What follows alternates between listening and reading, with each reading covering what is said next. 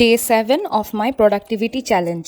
আজ বিকেল 4:30টার সময় ঘুম থেকে উঠলাম। প্রথমে চুলে মিনক্সিডিল অ্যাপ্লাই করলাম, এরপর কফি হাতে নিয়ে পড়তে বসে গেলাম। 2 ঘন্টা পড়া শেষ করলাম। আজকে বিষয় চলচ্চিত্র বইটার পুরোটা পড়ে 2 ঘন্টায় শেষ করলাম।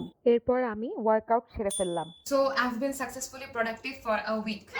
যেই ডিফারেন্সটা আমি এখন টের পাই সেটা হচ্ছে ক্লিয়ার ডিরেকশন।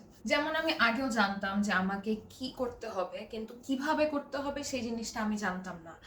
আর এখন প্রতিদিন সকালবেলা উঠে আমি বুঝতে পারি যে আচ্ছা ঠিক আছে, আজকে সারাদিনে আমার গোল এটা, আমাকে এই কাজগুলো করতে হবে, which is definitely different from previous Eva. কারণ আগে আমি যেরকম ছিলাম, আমি কাজ অনেক ফেলে রাখতাম, আমার কাছে মনে হতো যে আচ্ছা ঠিক আছে, আজকের কাজ কালকে করা যাবে।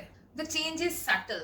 লাইক আমার লাইফ আগের মতোই আছে, কিন্তু আমার কাছে এখন মনে হয় যে there's hope that I can change. The only problem right now is my sleep cycle, and I don't know how to fix it, but I'm working on it, I'm trying, so let's see where it goes. Until next time, ta-da!